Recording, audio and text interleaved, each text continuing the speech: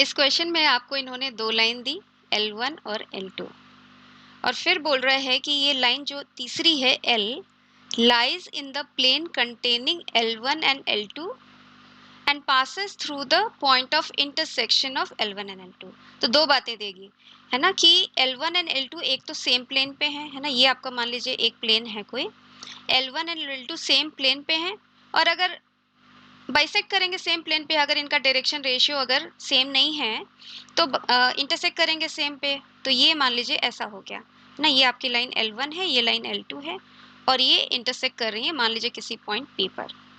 और फिर तीसरी लाइन के बारे में ये बता रहा है कि वो उसी पॉइंट से पास हो रही है, ऐसा कुछ ऐसा है आपकी तीसरी लाइन L, है ना। और क्या बता रहा है आपको कि बाइसेक्ट कर रही है, if the line L bisects the acute angle between L1 and L2, ठीक है, मतलब ये एंगल और ये एंगल आपका सेम है, then which of the following statement is true, मतलब अल्फा गामा के बीच में रिलेशन, LM के बीच में रिलेशन पूछ रहा है। तो क्या करें, पहले तो इंफॉर्मेशन एक्सप्लोर करते हैं, इन्होंने क्या इंफॉर्मेशन हमें दे रखी है यहाँ पर, कि ये देखिए पहली लाइन कहाँ से पास हो रही है, 1 0 1, दूसरी लाइन कहाँ से पास हो रही है, 1 0 और 1 सेम पॉइंट से पास हो रही है ना, इसका मतलब ये P पॉइंट जो है जहाँ पे ये लोग इंटरसेक्ट कर रहे हैं वो क्या है, 1 0 और 1। अब नीचे वाले आपको डायरेक्शन रेशियो देते हैं, तो आपको इसका डायरेक्शन रेशियो पता चल गया कि 1 -1 और 3 है, और इसका डायरेक्शन रेशियो इज -3, इसका डायरेक्शन रेशियो इज -3 -1 और 1। और क्या, L को देखिए, ये कहाँ से पास हो रहा है, अल्फा 1 और गामा से, तो मान लीजिए यहाँ पर कोई पॉइंट है इसका अल्फा 1 और गामा इस लाइन का। और क्या, डायरेक्शन रेशियो इस लाइन का L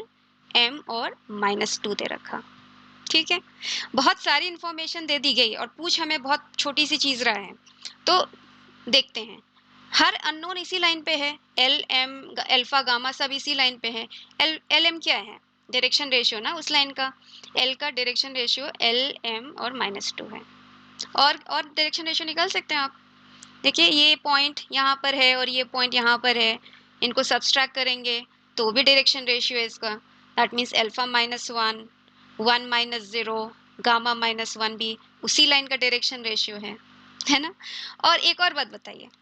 एक और तरीके से आप निकाल सकते हैं इसका डायरेक्शन रेशियो, क्योंकि आपको पता है कि ये लाइन जो है वो बाइसेक्ट कर रही है ना, इन दोनों के बीच के एंगल को बाइसेक्ट कर रही है। अच्छा, दो वेक्टर के बीच का एंगल बाइसेक्टर आप कैसे निकालते हो, मान लीजिए आपको मैंने ये वेक्टर दे दिया और ये वेक्टर दे दिया, ठीक है, और मैंने बोला कि इसका बाइसेक्टर बताओ,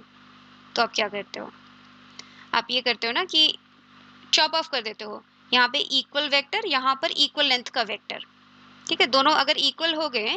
तो अगर आप फिर इन दोनों को वेक्टर को ऐड करते हो तो आपका एंगल बाइसेक्टर आ जाता है ना। तो अगर, तो हम क्या ट्राई करते हैं, दोनों को यूनिट वेक्टर बनाने की ट्राई करते हैं, ठीक है, और यहाँ पर बेसिकली मैग्नीट्यूड सेम करना है ना, मैग्नीट्यूड तो सेम है ही है, इनको आप ऐड करोगे तो भी इसी के डायरेक्शन में वेक्टर आएगा, बट अपने शांति के लिए इसको यूनिट वेक्टर बना लेते हैं, ठीक है। बनाइए यूनिट वेक्टर, ये 1 IJ में लिखना हो तो IJ में लिख लो, ये पहला वेक्टर क्या है यहाँ पर I - j + 3k, ठीक है, डिवाइडेड बाय √11, ये यूनिट वेक्टर इसके डायरेक्शन में, इसके डायरेक्शन में बताइए -3I - j + k अपॉन √11, इसके डायरेक्शन में यूनिट वेक्टर, दोनों को जैसे ऐड किया तो इस डायरेक्शन में आपका यूनिट वेक्टर आ जाएगा, नॉट यूनिट वेक्टर, वेक्टर आ जाएगा, ठीक है। तो क्या है आपके पास -2I - 2j + 4k अपॉन √11, है ना। ये किसके डायरेक्शन में है, बाइसेक्टर के डायरेक्शन में, तो ये क्या है -2 -2 एंड 4, उसके डायरेक्शन रेशियो अगेन,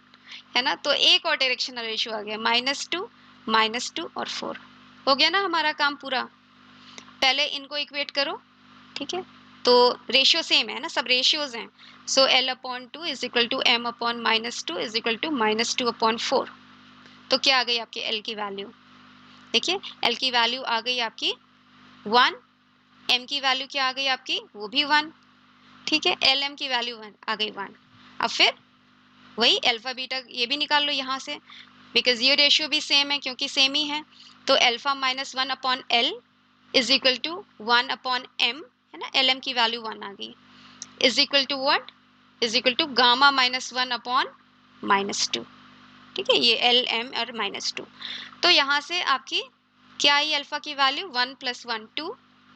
और यहाँ से आपकी गामा की वैल्यू बताइए, गामा की वैल्यू क्या आ जाएगी, gamma minus one is minus two और दिस, तो गामा की वैल्यू आ गई आपके पास -1। अब देख लेते हैं कौन सही है। एल एम 1 है